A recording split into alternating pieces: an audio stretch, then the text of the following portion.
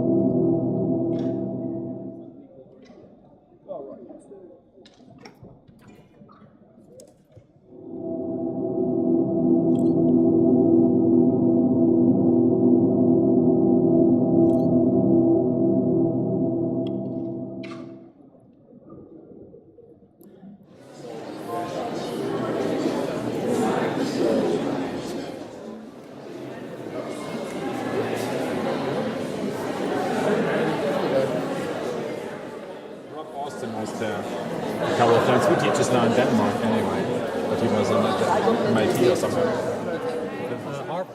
Okay, well the conference, the Art of Management and Organisation conference, started in 2002. It was an attempt to bring together threads of work that crossed over the boundaries between practice and academia. We also wanted to bring in people who were in between those areas, consultants who were working with the arts, with arts-based practice, with arts-based inquiry, and we're finding that it made sense to exploit the humanities as much as the sciences in understanding the practice of management and organisation.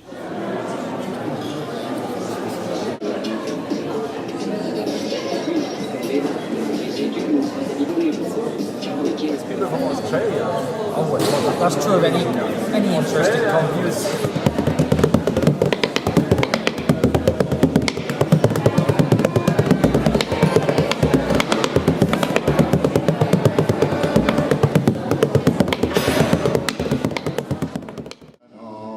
Come listen to a simple clown, I'll sing you the death of poor Bill Brown.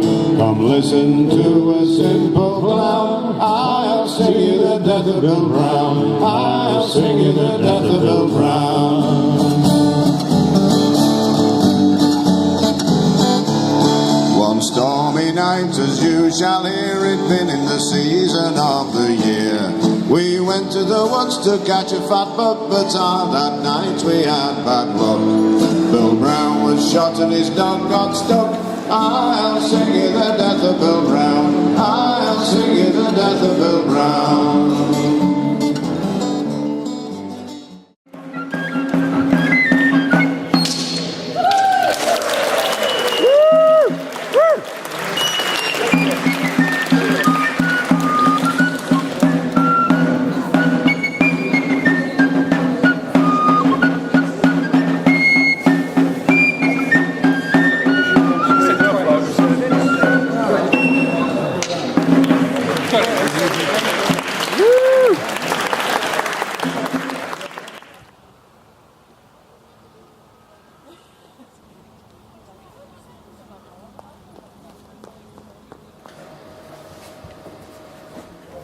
Reproducing, especially.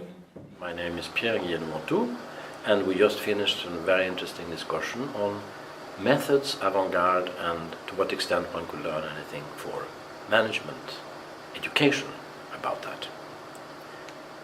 That was it. But it was long, and I got lots of good ideas and good remarks. Very interesting people.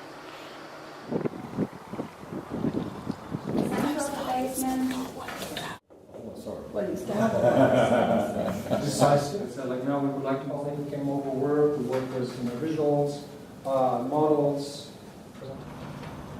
So my name is Stefan Meisig. I'm working at the Copenhagen Business School, and my seminar here at the Art of Management Conference in York was about studio pedagogy for management education. I basically talked about the past year of experience of building up a studio space at a business school to bring studio-based education to management problems and management education.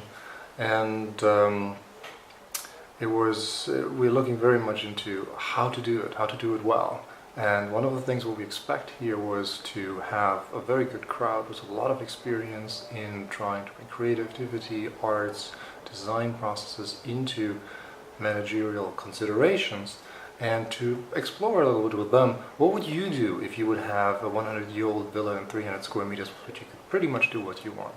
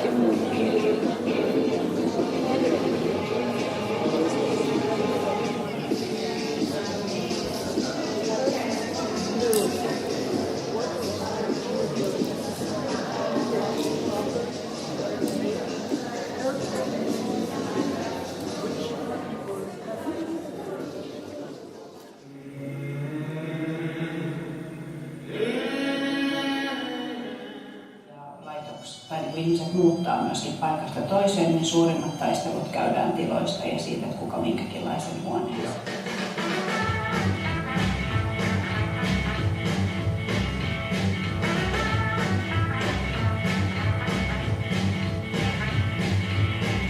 Tilanne on sellainen isompi muutos, mitä me haetaan nyt uusiin tiloihin, mietitään vähän sitä niin tilan käyttöä eri tavalla kuin ehkä niin perinteisessä toimistossa tavallaan.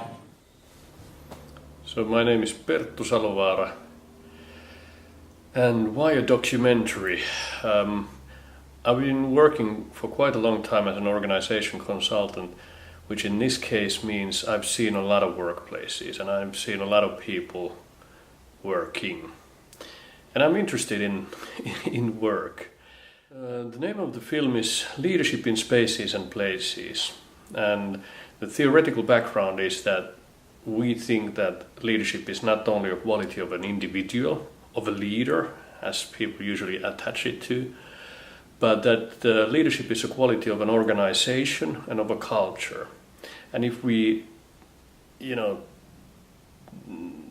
take away the notion of leadership from a person, we can attach it also to spaces and places. And what that film studies is what leads people in their work when there's no one telling you what to do. I mean, how do spaces and places affect us? How do the materials at hand affect us? And that's what it's about. About making the film to be true, it's part of research, but I mean, to be honest, we wanted it to be an independent piece of art too. And to some degree with those professionals I worked with.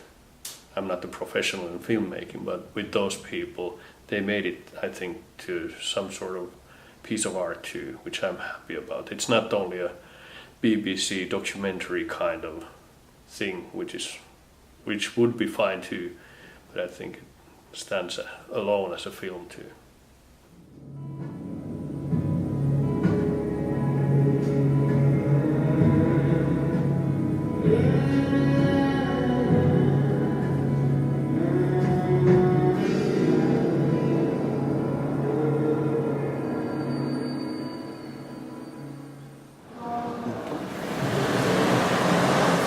I'm Daniel Ludevig. We're running a Move Dancing with Management workshop, and we're going to be exploring leadership and communication through body movement.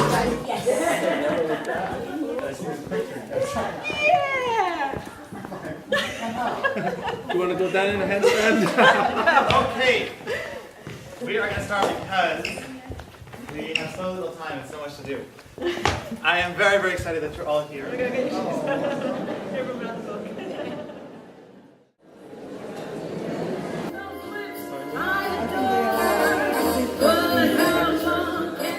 Hi, my name is Capital, and I'm an addict.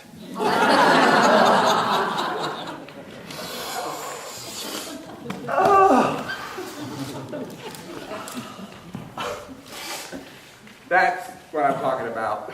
Oh, good stuff. You know, are you going to let her go? You think I should? Yeah, well, I think it'd be nice. She is the playwright. It really is up to her.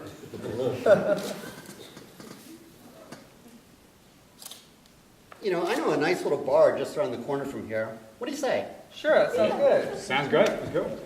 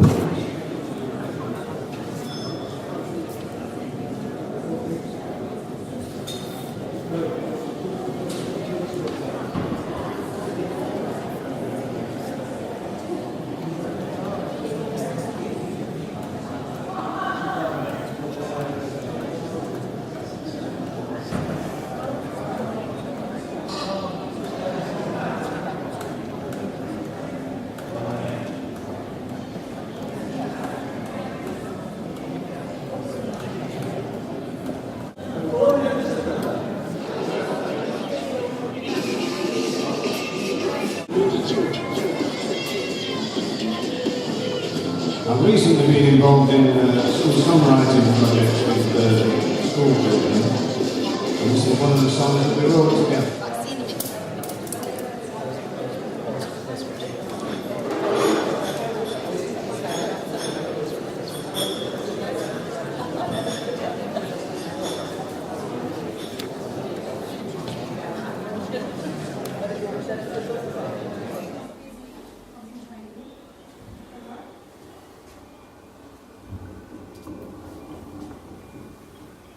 So I've come to the Art of Management conference because the idea of aesthetic leadership and artists working in factories, which is one of my interests in terms of my research, is really a good focus of the discussions at the conference. And I've come here to share my experience of working in factories and to look at some of the critical elements of those, which can only be really uncovered when you're working inside with the factory community. And the opportunity to make the artwork was a bonus. So the two things have come together quite nicely. So I've been able to use the artwork to engage people in talking about the ideas of my research.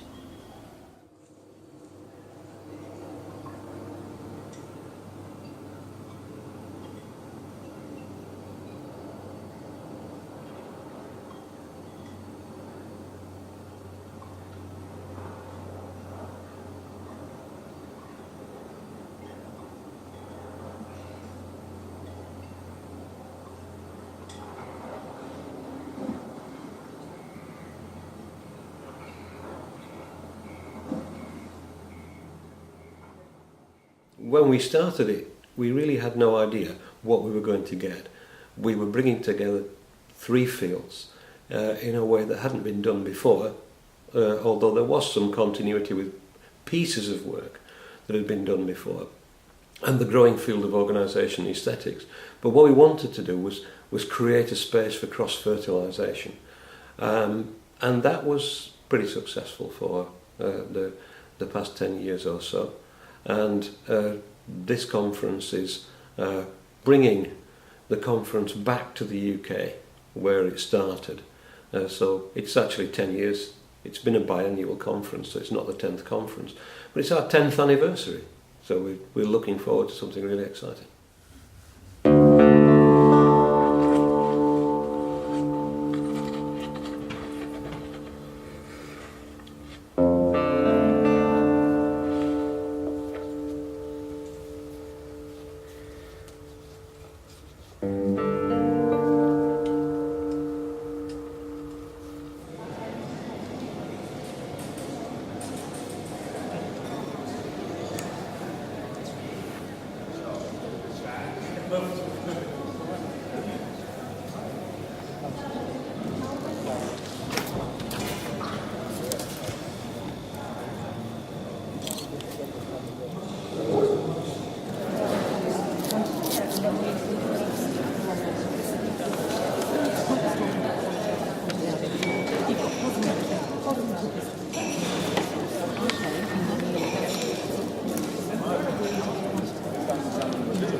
Sort of an expression of my conference paper. Yeah. Which has like 3 sides to it. Why? There's no kitchen.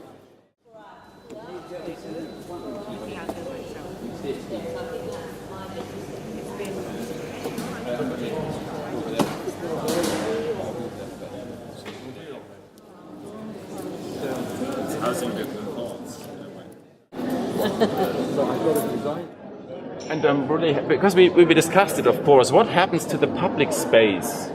And we only threw in this suggestion of a claim which would democratically give everybody more or less the same space. And then what's going to happen to the public space, what's going to happen to streets, and so on.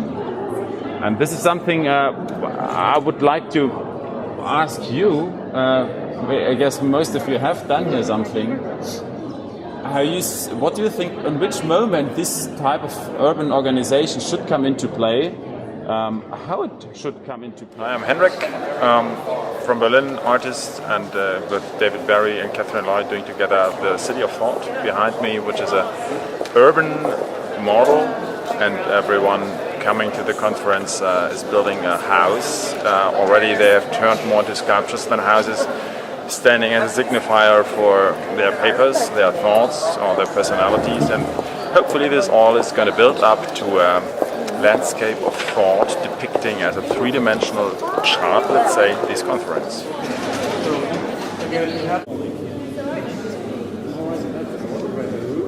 So the exhibition starts chronologically with the very first piece. This one, I suppose, is the biggest and most impressive piece I have in this exhibition. It's based on The Body Shop, and it traces my continuing relationship, really, with Anita Roddick and The Body Shop. So it starts with me as quite a young and impressionable adolescent buying into the whole Body Shop values and ethos of recycle, reuse, refill, trade not aid, all those sorts of things. And then it moves through my time actually meeting Anita when I worked at the Body Shop for 3.5 years. And then it ends really with my relationship now with the company now that she's died, and I would say the original Body Shop is probably no more. So it looks at my days as a little girl in Nottingham, then working in Littlehampton, and now being a grown-up working in Bristol. So it has the kind of geography and the place and space overlay as well.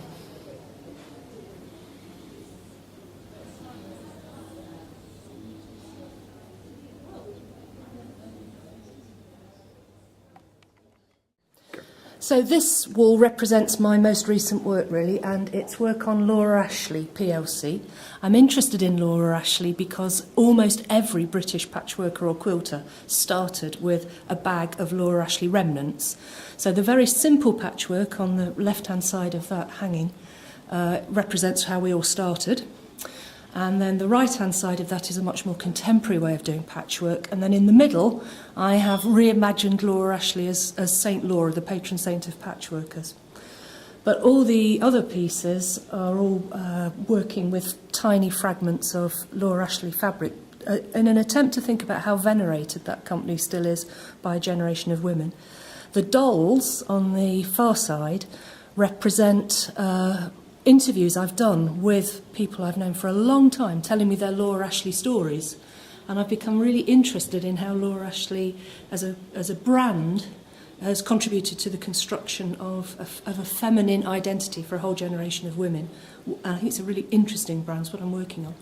But all the people I've interviewed want to tell me happy stories. They want to tell me about their first house or their wedding or their first grandchild or making a quilt for their child to go to university.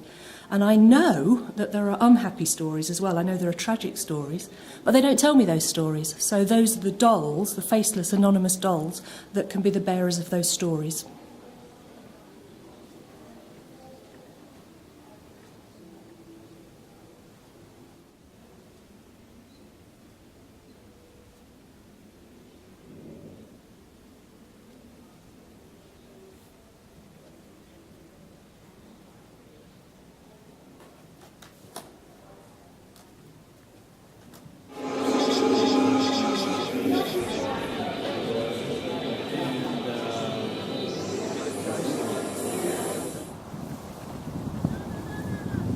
Whole thing could really